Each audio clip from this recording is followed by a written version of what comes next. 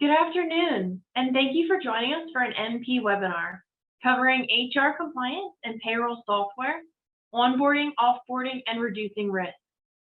I'm Katie Kreider, Marketing Specialist here at MP. For those of you joining us in a webinar for the first time, MP is a full-service human capital management company. We offer a complete suite of products and services to support organizations through the entire employee life cycle, including recruiting, HR, payroll, benefits administration, time and attendance, and compliance assistance. We support our clients with cutting-edge technical solutions, as well as proactive, reliable service, and deep HR and payroll expertise. At MP, we are wired for HR and help our clients succeed by aligning their people strategy with their business goals. I'm excited to introduce your presenter for today's program, Sheri Heller. Sheri is a SHRM and PHR certified HR partner here at MP.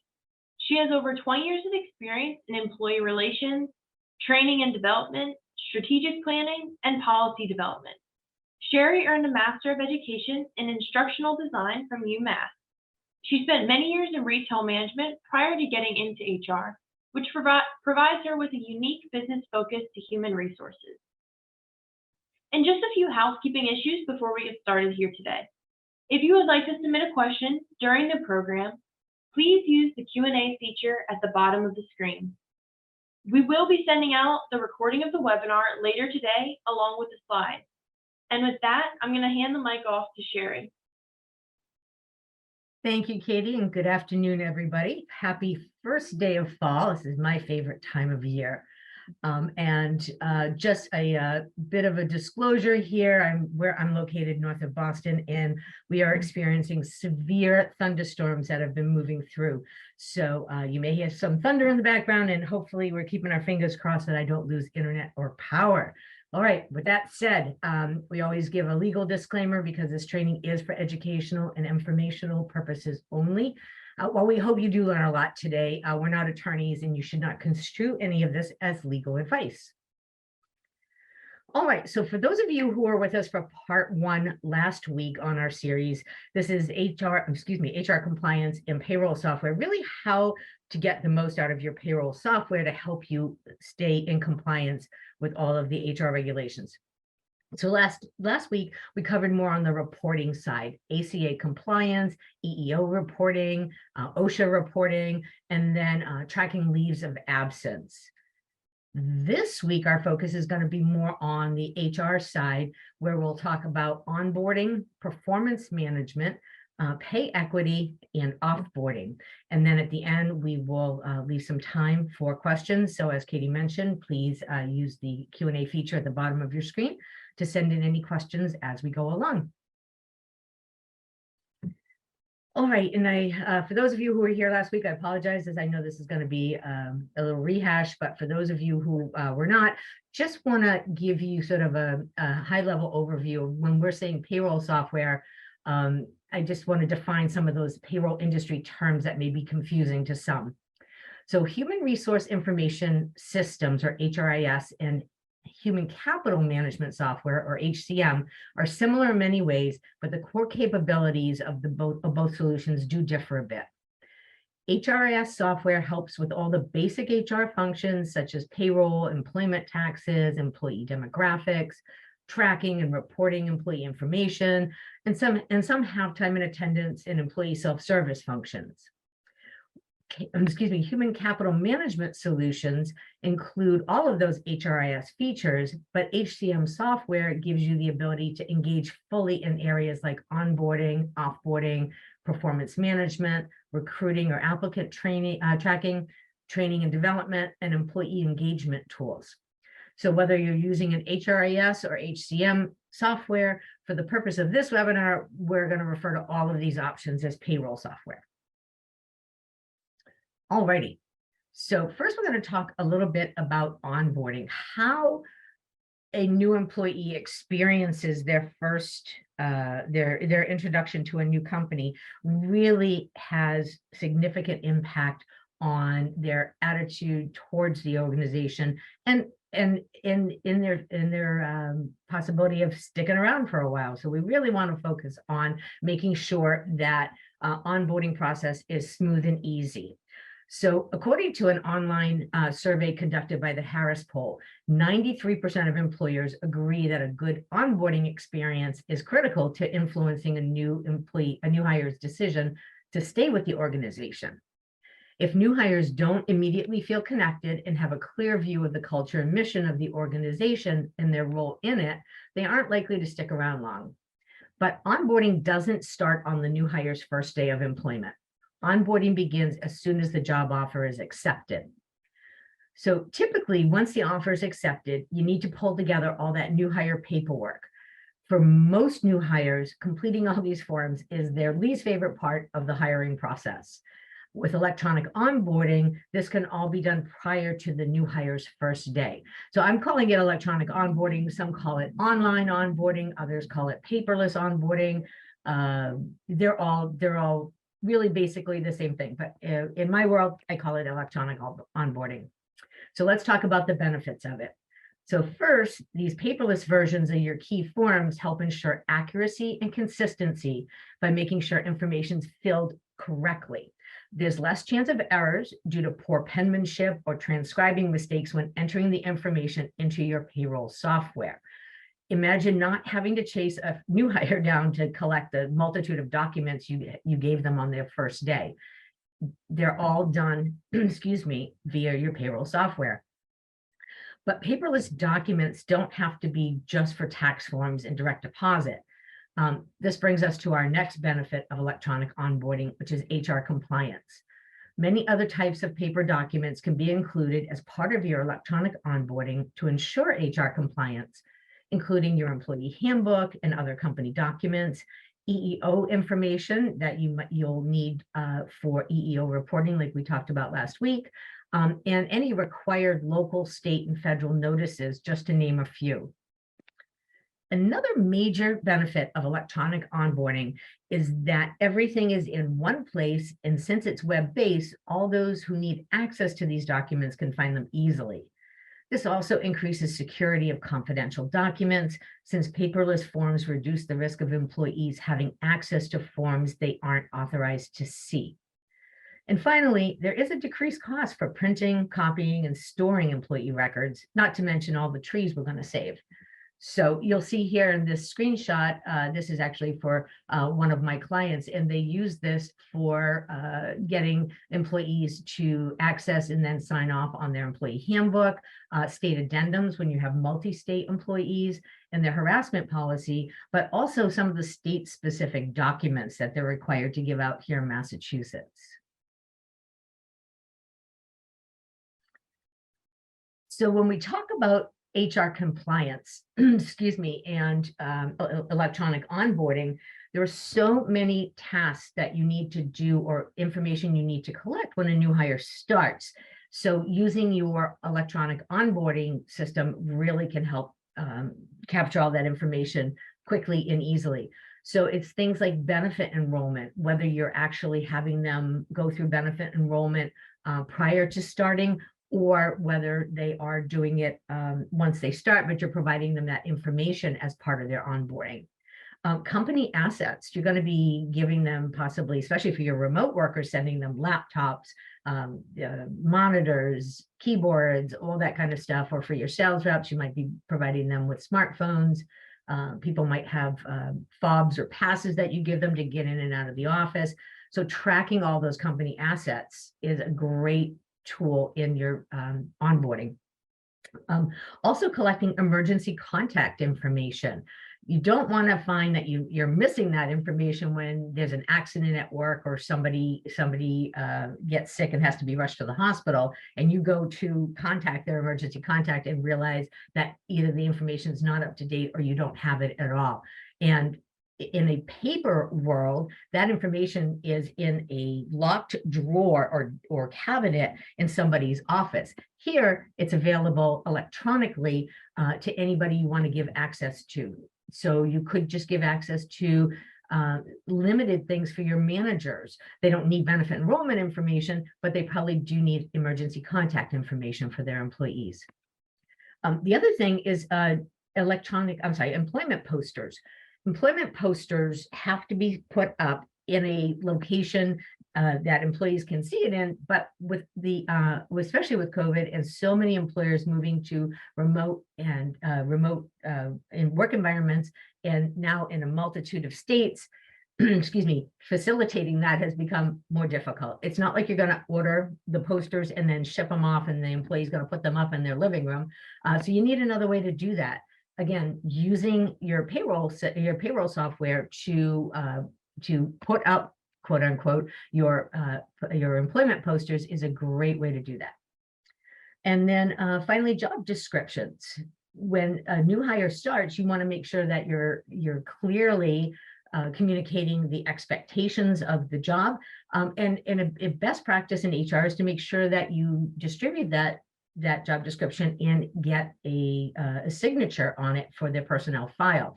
So again, here's a screenshot. This is another one of my clients. And one other thing that they use it for, you'll see that they have their employee handbook up there, but they also use it for other company documents like their operations manual. They're taking advantage of the fact that this is web-based. So all of this information can be in one place that your employees can access at any time that they need it.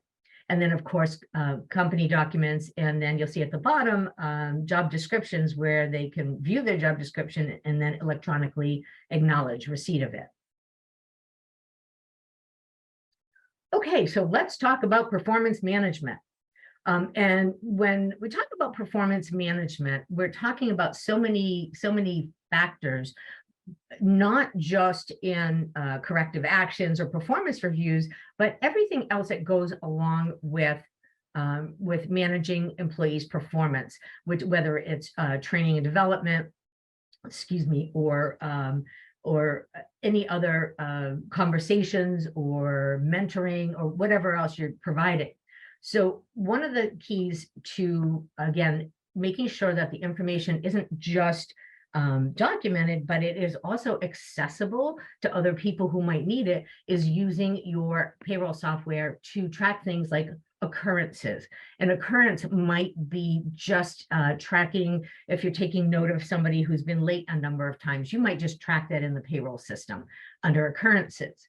Now, let's say that person now has moved into excessive absenteeism, then you might use it for corrective actions. And you see a screenshot here of a verbal warning that we're documenting, excuse me, as part of a corrective action. You can also use it for performance reviews and tracking any awards, accolades, anything else that the employee earns. And then tracking training. This is a really important piece because especially for things like preventing harassment training, many states require training. Other states may not require it, but here in Massachusetts, for example, they require that you distribute your policy annually. But regardless of what your state requires, anytime you have a claim against you for discriminatory practices in the workplace, especially sexual or sexual harassment or other types of harassment, you want to be, the first thing they're going to ask you is, do you have a stated policy? Do you distribute that annually? Do you train your employees? Do you train your managers? If you can answer yes to those questions and provide proof that you do these things, they call that an affirmative defense. That means that if an employee leaves your employ, and then they file a claim against you for sexual harassment, saying they were forced to quit because of the sexual harassment, you can show that, listen, we give it out at hire in our employee handbook. We give it out annually through our payroll system. We do the training, which we've tracked in payroll for managers and employees. So this gives you that affirmative defense to say, we've done all we can as an employer, and we just didn't know about it. So it's a really great way to track all that information.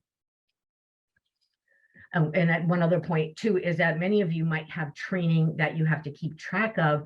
So for example, in certain industries, you might have to do certain OSHA type trainings like forklift training, or bloodborne pathogen training. Some of you might have you might have to do queries for employees where you need to track when they have to update those, or maybe it's first aid training. So it's, again, another great way to track all that information. Okay, so now performance reviews.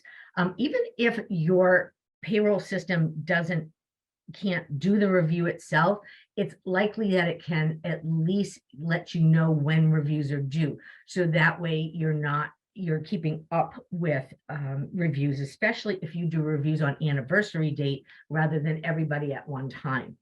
So a payroll software could do performance reviews like self-reviews, 90-day reviews, annual reviews, and then send out those email reminders.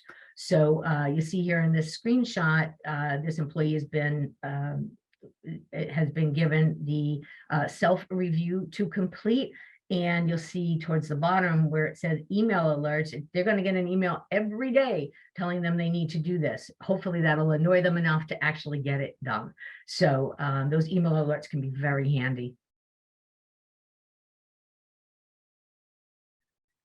All right, so let's talk a little bit about pay equity. So for organizations that operate in multiple states, tracking the ever-changing requirements related to pay equity can pose significant challenges. Pay equity laws at the state level boomed back in 2016. California, New York, and Massachusetts led the charge and became the first states to adopt more onerous pay equity laws. Other states followed suit, and many also enacted salary history bans and pay scale disclosure laws. Let's talk about a few of those. So back in 1963, Congress passed the Equal Pay Act, which made it illegal for employers to pay women lower wages than men for equal work on jobs requiring the same skill, effort, and responsibility. And then the next year, Congress passed the Civil Rights Act, which includes Title VII, which protects discrimination in employment based on protected class status, such as age, race, or gender. This act prohibits discrimination in employment based on sex and is also used in wage discrimination claims. So in addition to the federal protections, currently 42 states have enacted equal pay laws, acts, or statutes. And these laws include things like pay transparency. And what that means is that an employer can't stifle employees from disclosing what they're being paid, except for in certain circumstances like the payroll person or your accounting department, where they have access to that information. But for employees to discuss their wages is considered pay transparency. Then there are salary history bans. These are becoming more and more common. And what it does is that it prevents employers from asking about salary history either on applications or during the interview process. The whole point of these laws is to make sure that employees are being paid fairly based on the job, not based on the wages they were making. Typically, women make less than men for the same jobs. And if you have information on their wages, on their current wages, you are likely to pay less than maybe what you have budgeted for that position because you can.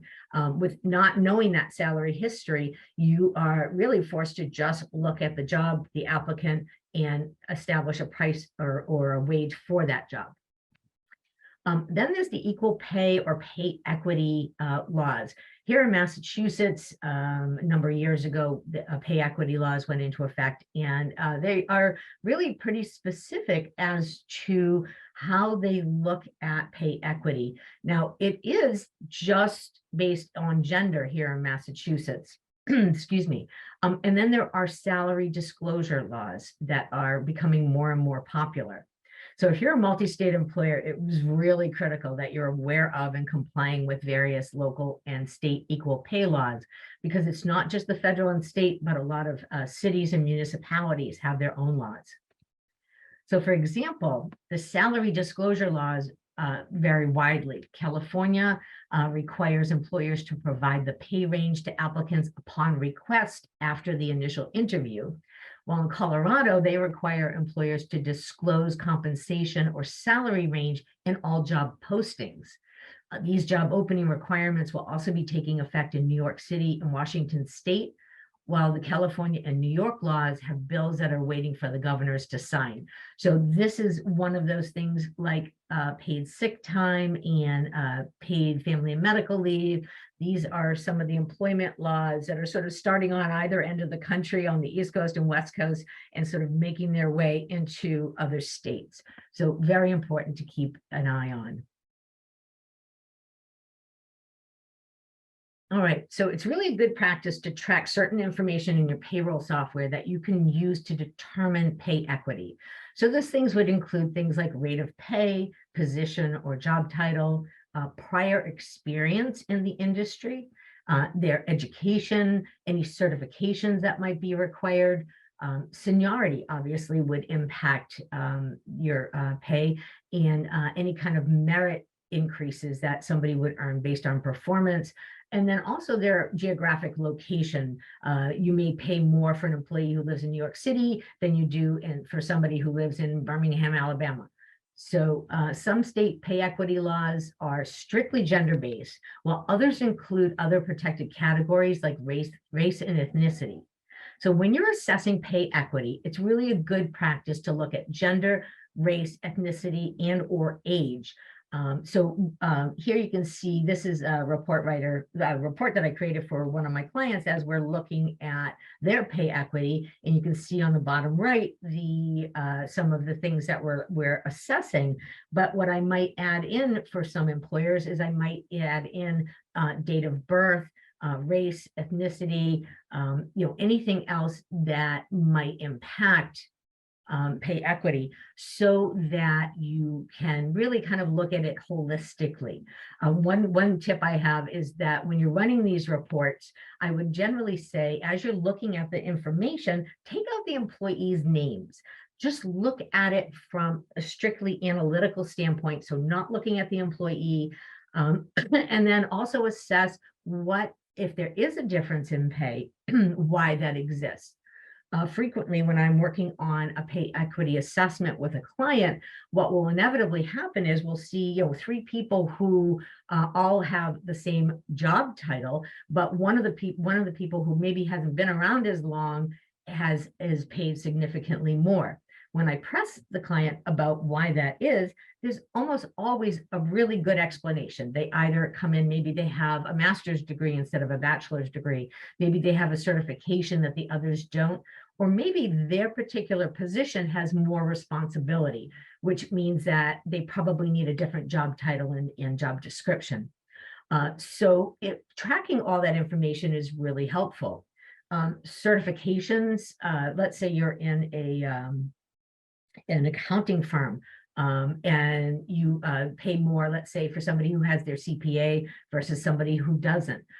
In the world of HR, you might pay somebody more because they have their PHR or SHRM certification versus somebody who does not.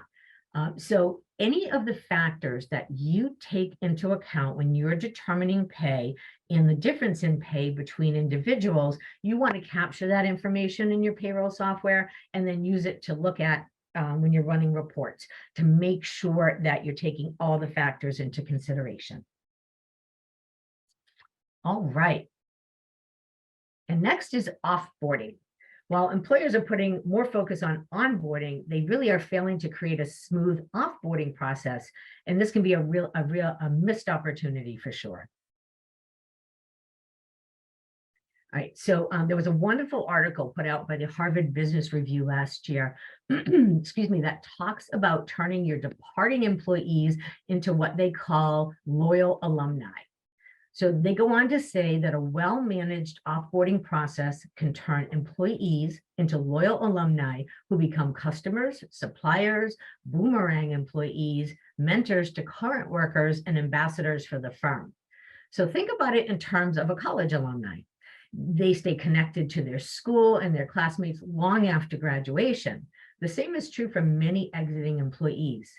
There was a study done by Cornell University that says about a third of corporate employees, corporate alumni, maintain connections with previous employers as either clients, partners, or vendors, and that 15% of the new hires come from alumni rehires or referrals. So that offboarding process really can make a difference in somebody's impression of the organization. They can love their company, but if on the way out they're not treated well, or things are bumpy, or it's just very difficult to get final pay, or to get your COBRA paperwork, or whatever it is, it can really leave a bad taste in somebody's mouth. So while your payroll software probably can't pick up the cake or hang the banner for a farewell party, it really can help facilitate a smooth transition in many ways. Think of all the tasks involved when an employee leaves and all the people who need to complete those tasks. You're talking about payroll, your benefits person, IT, HR department, and others who need to be alerted when an employee is leaving. So the kind of things you want to consider is things like accrual payout, using your payroll software to track your time off accruals, because many states have laws that you have to pay out certain types of accrued time at time of termination. So many is vacation, but then there are others like California that also require personal time. In Massachusetts, it's required for floating holidays that aren't designated by management. So every state, again, has so many different variances as far as their final pay requirements, that using your system to track all this information and then using it as part of the onboarding process. Somebody needs to terminate the benefits that they're enrolled in, right? So we want to make sure that, so if your payroll system isn't necessarily integrated with your benefit platform, but somebody needs to know to terminate these benefits, an offboarding program can alert those individuals as to the fact that the person is terminating and when. Also ending garnishments. So let's say you have somebody who is being laid off and you're paying them a severance over the course of maybe the next 8 weeks. That severance payment would not be subject to garnishment. So you want to make sure those garnishments end both at the originating agency and then also in your payroll system. COBRA notices when somebody terminates, if they are on your benefits, health benefits, or health, dental, or any benefits that might be COBRA eligible, you need to provide a COBRA election form.